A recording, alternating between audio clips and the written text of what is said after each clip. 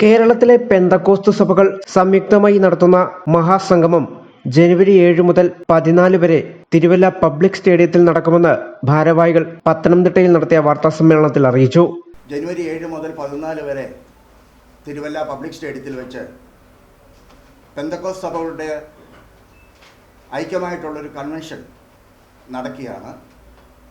ചരിത്രത്തിൽ പെന്തക്കോസ്ത് സഭകൾ ഒന്നിക്കുന്ന ഒരു നല്ലൊരു സന്ദർഭമായിട്ട് ഞങ്ങളിതിനെ കാണുകയാണ്. 50-നടുത്ത് സഭകളുണ്ട്.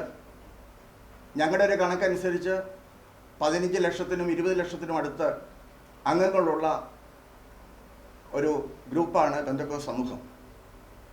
ഈ കാലങ്ങളിൽ നിർണായകമായ ഒരു ശക്തിയായിട്ട് മാറുന്നുവെന്ന് ഞങ്ങൾക്കും ഒരു ബോധ്യം ഉണ്ടായിട്ടുണ്ട്.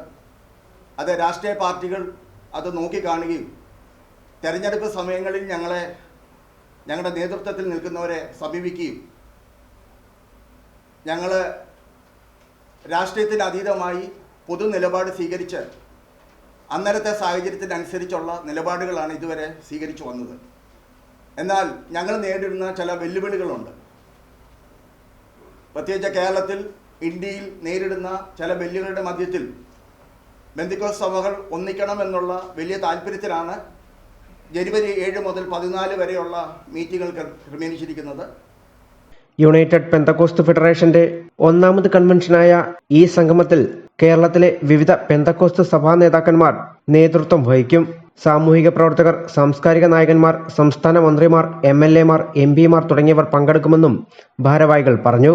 മഹാകൺവെൻഷനോടനുബന്ധിച്ച് ജീവകാരുണ്യ പ്രവർത്തനങ്ങൾക്ക് മുൻതൂക്കം നൽകിക്കൊണ്ട് 1 ലക്ഷം രൂപ വീതം അർഹരായ 15 പേർക്ക് സഹായം നൽകും.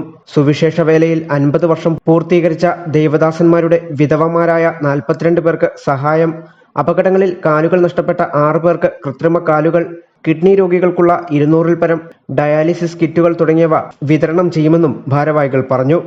യോഗത്തിൽ പങ്കെടുക്കുന്നവർക്ക് താമസവും ഭക്ഷണവും ഉൾപ്പെടെ ക്രമീകരിച്ചിട്ടുണ്ട്. കൺവെൻഷന്റെ നടത്തിപ്പിനായി 125 അംഗ കമ്മിറ്റിയെയും തിരഞ്ഞെടുത്തിട്ടുണ്ട്.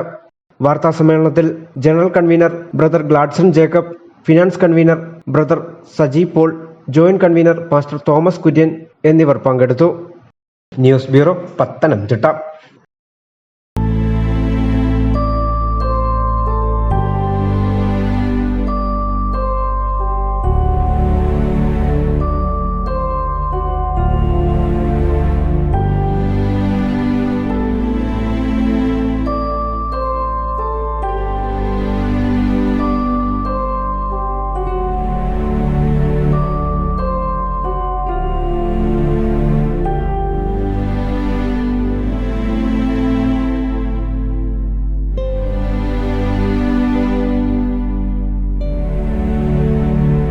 Zion Medical College Hospital, Adur, Pathanamthitta.